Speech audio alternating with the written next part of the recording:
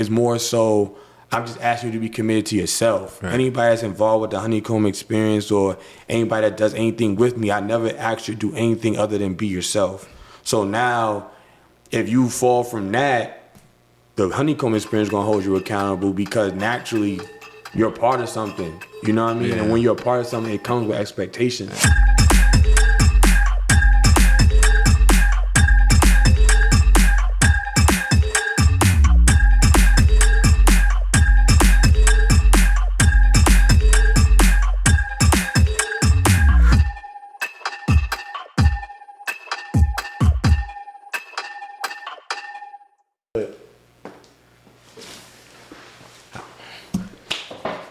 All right, joining me for the interview, Mr. Reasons Brown. Yes, sir. It's an honor. I'm glad that I get to sit here and have you here because I saw you on Instagram. I'm not even sure. I think it's because of something I did with somebody else. You started following me. And I looked at what you were doing. I was like, man, this dude is doing a lot of stuff. Yeah. So do me a favor, tell everybody about yourself, how you got here. Well, who are you? Well, I'm Reasons Brown. I go by the fish. It's more so about purpose. Why I call myself that, but I'm just a creative. I'm somebody who's a vessel. I just try to provide opportunities for people who are like myself that just need opportunity. So yeah, that's me in a nutshell. So when I look at your Instagram, I see several things going on. You know, and we here at your gallery, your art gallery. When I came here, you invited me here. You had the music going on. You got the Honeycomb experience. You're doing stuff for the kids. Like that's a lot. Where's all this coming from? Honestly, just coming from a vision I have. It started 3 years ago. I was actually in school, and if you're familiar, 3 years ago is when COVID first hit. And I was faced with that fork in the road that most athletes are faced with. Like, okay, are you gonna go pro? If you're not gonna go pro, like, what are you gonna do? Like, life is now lifing you, you know. And I had this idea I made as a project called the Honeycomb Experience. It wasn't called that originally, but as I started to add more purpose and intent to actually what I was trying to do, the Honeycomb Experience definitely stuck in terms of what I wanted to be, which is a networking bridge. So like whatever you need, we can provide that for you. Even if it's not directly through us, we can direct you there. So if you think about it like bees, they all work together for a common goal. Yeah. You see what I'm saying? So that, and we always try to provide an experience. So the Honeycomb Experience. Honeycomb Experience. That's dope. So let's talk about this gallery first of all. Okay. Is this something you originally set out? How long was this in your mind? When did it open up? It opened up. I've been open for 1 year and 4 months now, which is exciting to say, just because it took a while. Man, congratulations on it. Thank you. You know, you're here. You're still here. You're doing your thing. Absolutely. It took a while and it took a lot of work. Having my own space was always in the plan. Did I think it was going to come in year 3? No. But opportunity actually just came, alignment, I should say, because I actually used to work in this store. Like before it was the gallery, I used to work in it when it was a Hollister. So, wow. Yeah, so I'll never forget the day. It was January 5th. I came in here with my sister, got her birthday. We was coming to the mall to get some shoes, and I saw that it was open, and I just shot my shot. And at first, they actually told me no. But I just revised some things, and I just showed the benefit of what we can do for the mall, but not just for the mall, but for the community. And that's what I've been trying to do since I've been here. That's what's up. So from the business side of this, getting into a space like this, I had a brick and mortar gym. And I knew what it took to get in there. Knew what it took to keep it running. And I know the process. Like, what, from the business side of it, did it take a lot of capital to get into something like this? No, absolutely.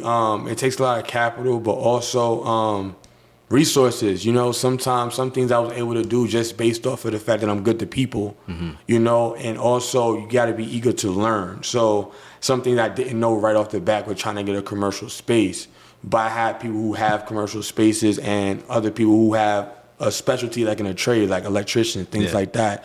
So some things that might cost, it was just a matter of, okay, I'm opening this space for all of us. Relationships. You know, relationships. That's very key. But capital for sure. Coming into it with savings and then being able to manage the risks that you take with the space. Because, of course, when I first got it, honestly, I felt rushed to make money because, of course, you know, the bills is coming. You got to pay the insurances, all those things like that. But as I progressed in the year, I started realizing that me rushing wasn't really helping. You know what I'm saying? Because I was getting away from what I really wanted to do. And that's hard for me as a individual to promote something I'm not fully wanting to do or invested in. So I sat back and, you know, I was at a 9-to-5 for a while. So that was allowing me to kind of funnel what I was making here.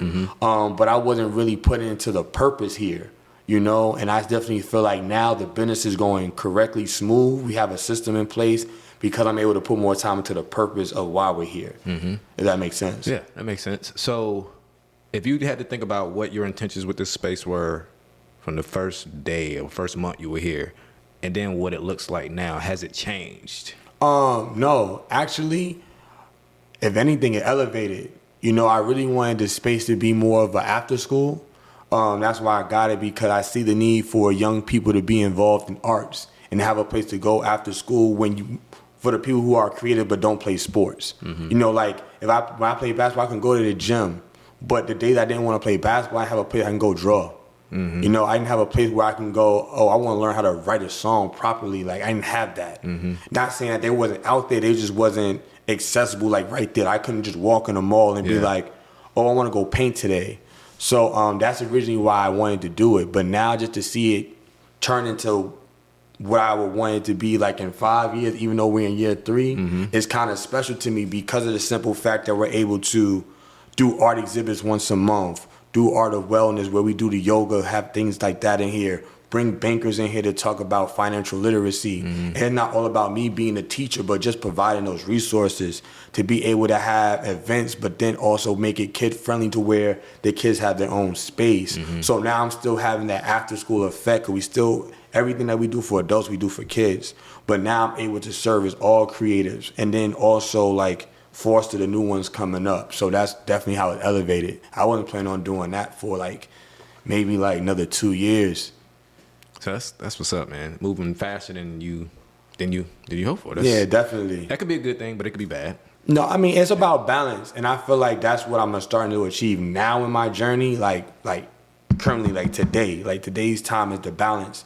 And like I said, a lot of that goes towards me putting more effort into the purpose compared to just knowing that this space got to run or this has to run. Like when you so focused on that, you start getting away from why you're even doing it, you know, and you start dragging. So I know that feeling. Yeah, so just trying to focus on the overhead, paying that overhead, that you forget like why you're really doing it. Yeah, I get that. So you got the art going on. People have submitted their art to be hung up. Do they pay for that? Like, no. So artists get to come in for free. The biggest thing with the artists is they just have to give back their time to the kids. See what I'm saying? Because now, let's say we do a youth program or a youth art class. You know, we have our gallery manager, Simone. But, of course, let's say I want to keep the ratios good, too. So now we will just call another artist. They would come and assist with the class. Or if an artist is good at a certain medium, like 3D art, we would just do a special class where they would teach that in exchange for us providing that exposure and showcasing their work. That's pretty dope, man. Where you get that model from?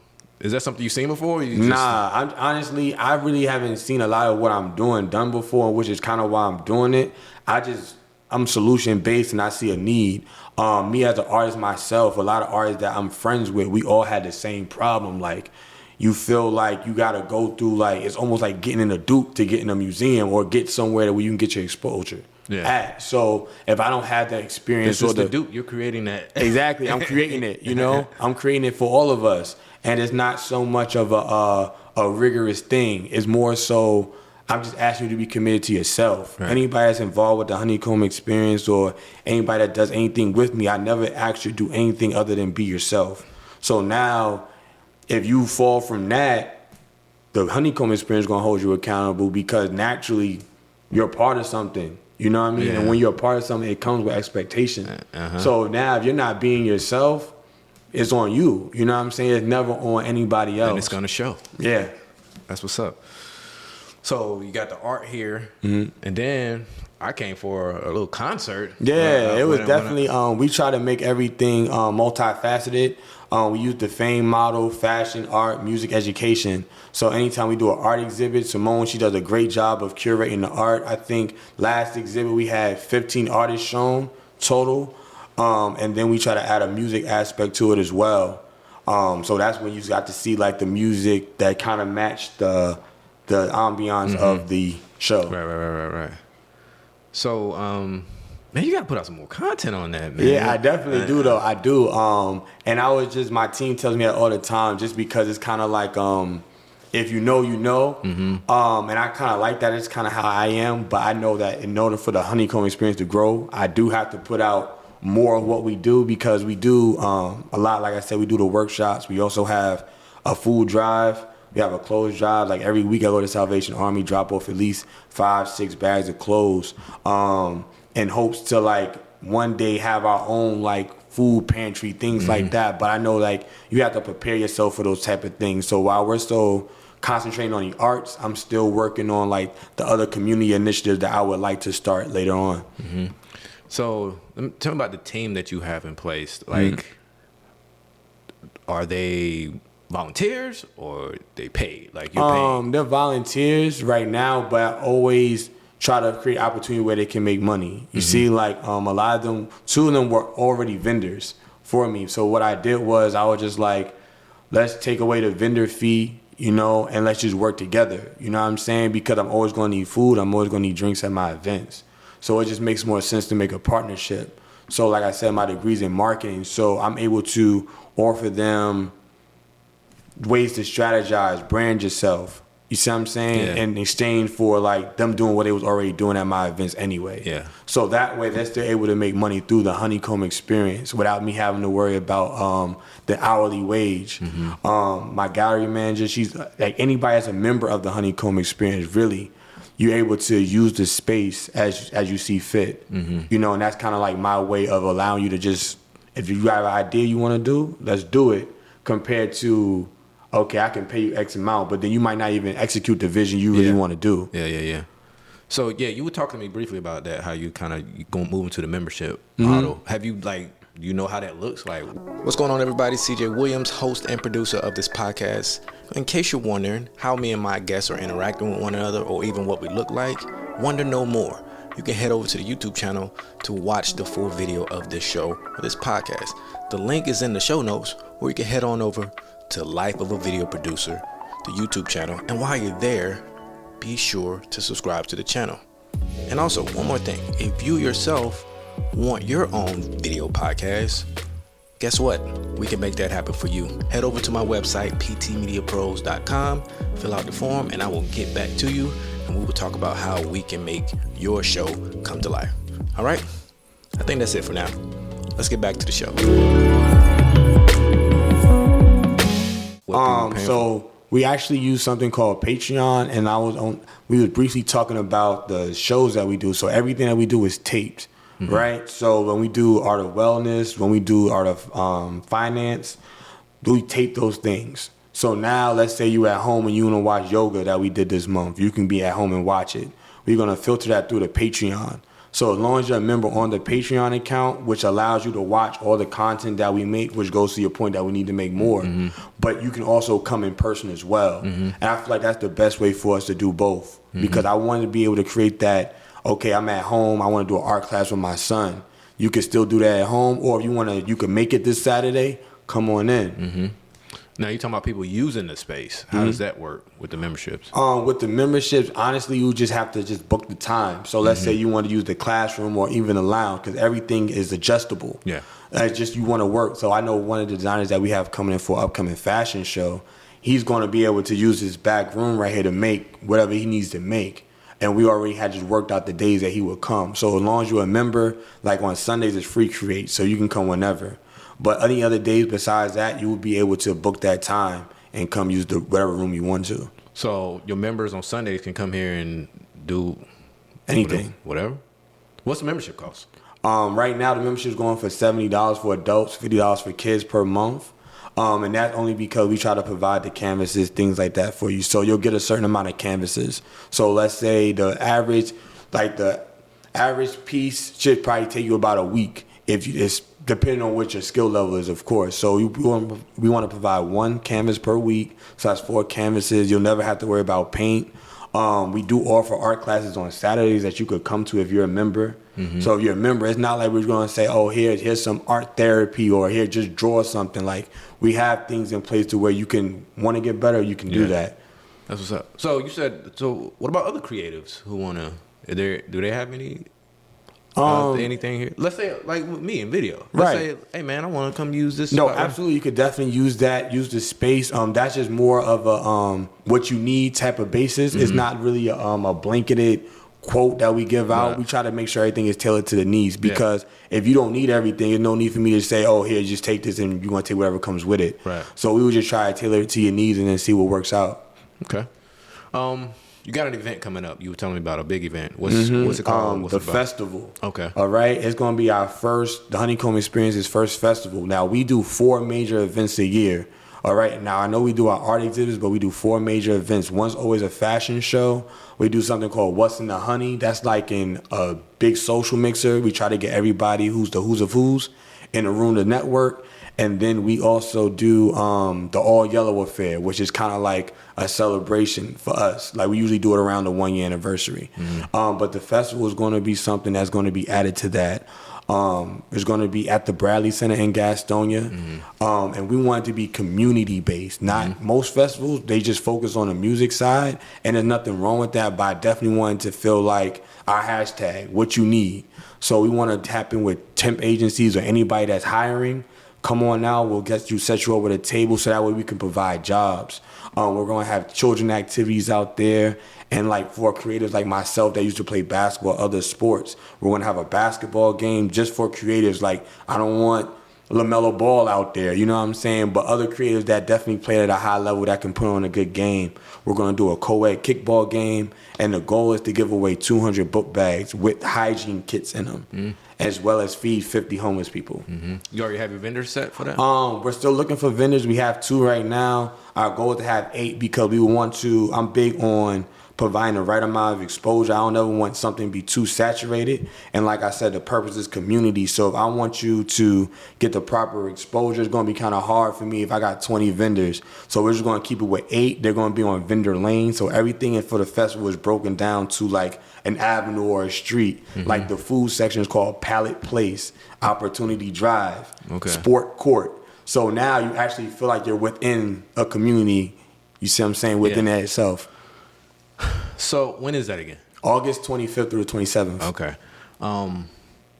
So for you did sport. You played ball at a high level. Mm-hmm. How did you have time for art and writing rhymes? Honestly, it was that music just kind of helped me deal with it, if that makes sense. Because a lot of times you find yourself alone. Like, mind you, I'm from New York and we're currently in Gastonia, but for me to get to this point to talk to you right now, I kind of been like a nomad, just trying to find a way, or find my way, I should say, like California, Iowa, this random places. So you find yourself alone and you don't confide in everybody you just meet. So a lot of times the one thing that's been consistent is a book and a pen for me.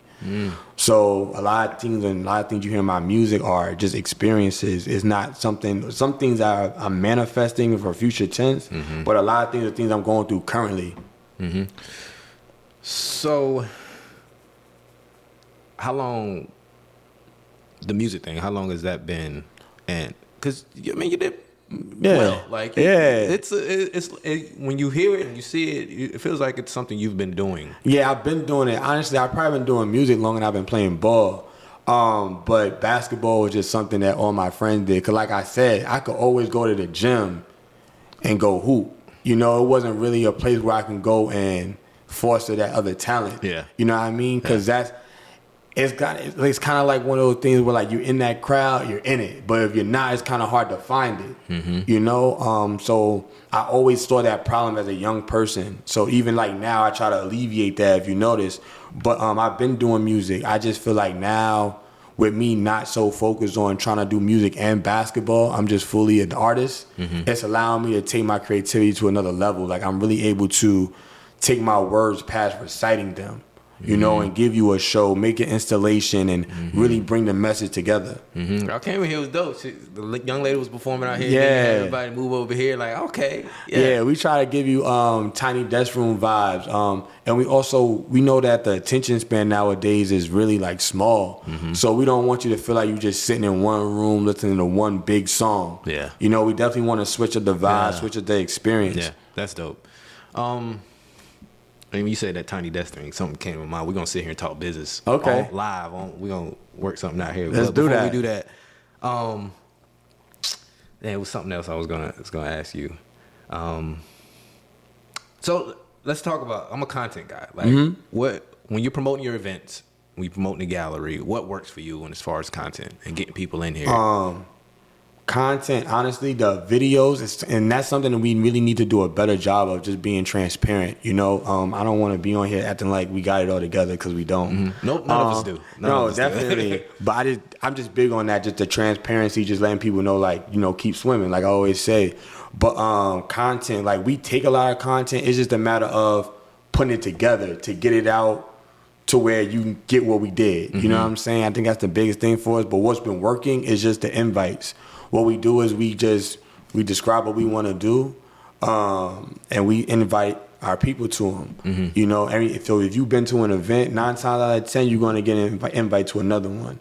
And then we're going, based on the experience you had last time, you're probably going to come. So we really been focusing on retaining more so than keep constantly. And I feel like that comes with the content issue that, you know, I just explained to you, wanting to put that content out in a timely manner. Yeah. Because, you know, like, if we did something on Sunday and we don't get to edit it till Tuesday, Wednesday, by Friday, we done did something else. Yeah. Because, you know, weekly we do things. Like, we do basketball. We do a basketball run on Thursdays, and we do chess club on Fridays. And then on Saturday, we always have something going on.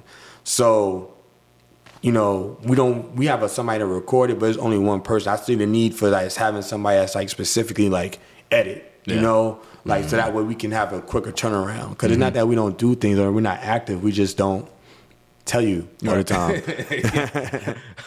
So when I came here and I saw the young lady performing out here. Right, Chelsea. So I had to pay to get in. I didn't know that. But pay. All right. I got you. That's cool. I always want to support. But so how does that work when she's performing and I went to Cash App? Who got that money? The Honeycomb Experience. Honeycomb Experience. Right, correct. We just try to, some events we do give the artists their own tickets. All right. And then some of them we do, it's more of an opportunity, like, okay, we're trying to do this. We would love for you to perform.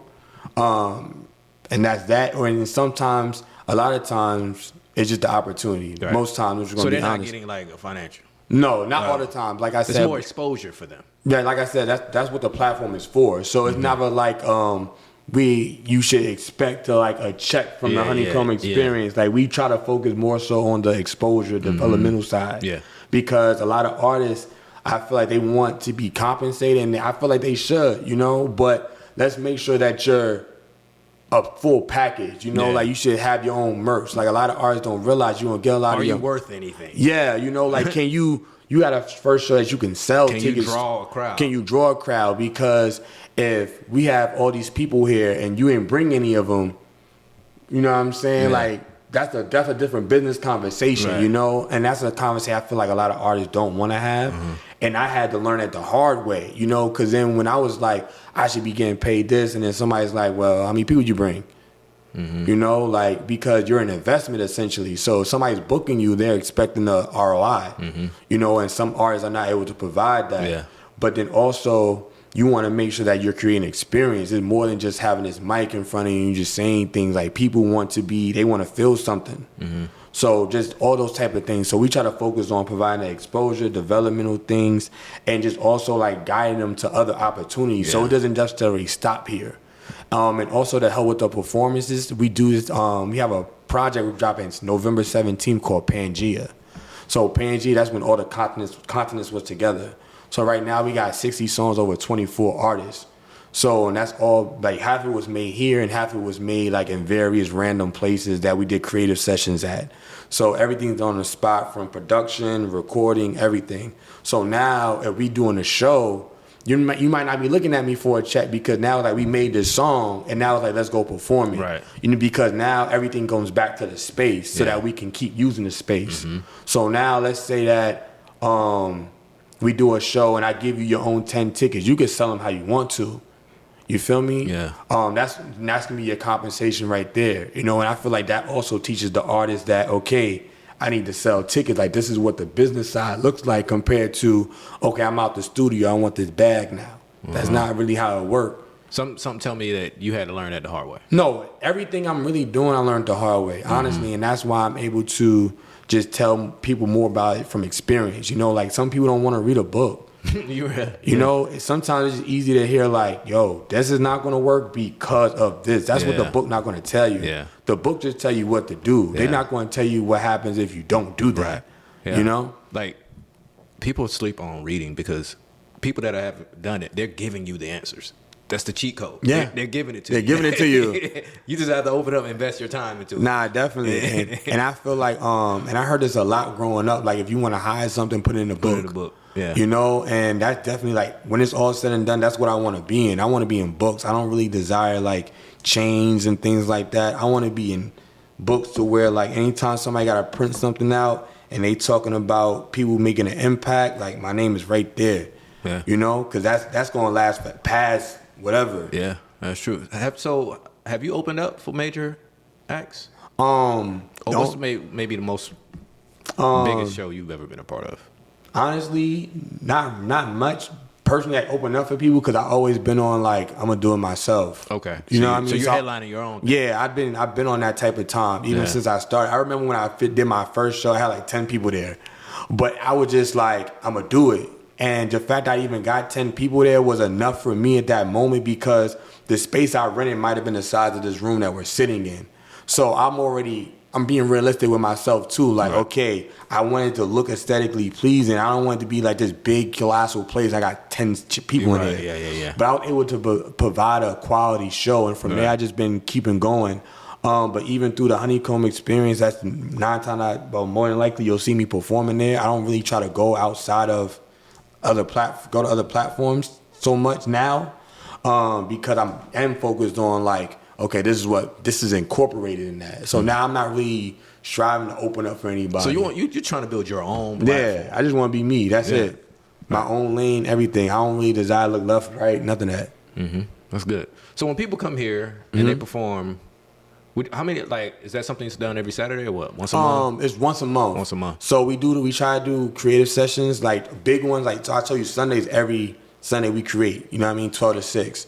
But we do something called creative sessions where we actually work on specifically music. Mm-hmm. But so we get approximately like 25 artists, 5 singers, 5 rappers. We get poets. We get artists too because artists make the cover art. Okay. See what I'm saying? So now everything is in-house. Mm-hmm. So we do that once a month. And then from there, we perform the songs that we make. So the songs that you made, those songs are going to be on Pangea on November 17th. Mm-hmm. If you came to the show that we had last month, those shows are going to be on Pangea. So now we're really just creating. So we're talking about audio? Yeah. Or, okay. Yeah. So no video component? No video component yet. Okay. Because honestly, with Pangea, we want to turn it into a short film. Mm-hmm. Okay. We don't want to do the typical. Started working on it yet? The script, yes. But actually shooting, no.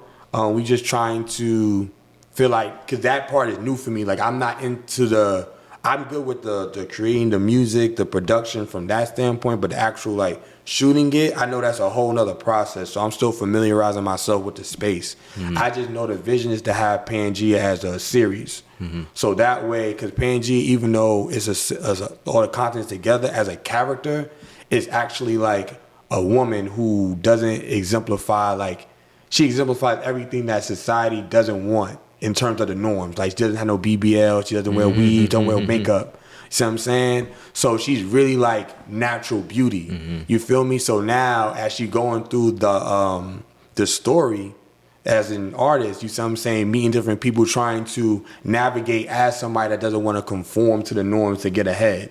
So that's the overall vision for Pangea, and then the music would just be playing in the background. And then eventually, maybe the Tyler Perry route where we could do the live stages. Like I don't see myself performing in clubs. Like I see us going on the road and now we're doing a whole play, you know what I mean? And then incorporating the music within the play. That's what's up, man. Yeah. That sounds dope. All right. Thanks for tuning in, everybody. Again, this is CJ Williams, host and producer of this podcast. Be sure to head over to the YouTube channel, Life of a Video Producer, to check out the full video of this interview, or you can click on the link in the show notes. If you have any questions, feel free to send them over to me. Email them to me, cjwilliams@ptmediapros.com. Again, I want to thank you for tuning in, listening to the show. I want to thank you for watching the video and subscribing to the YouTube channel. Until next time, everybody, go show up better.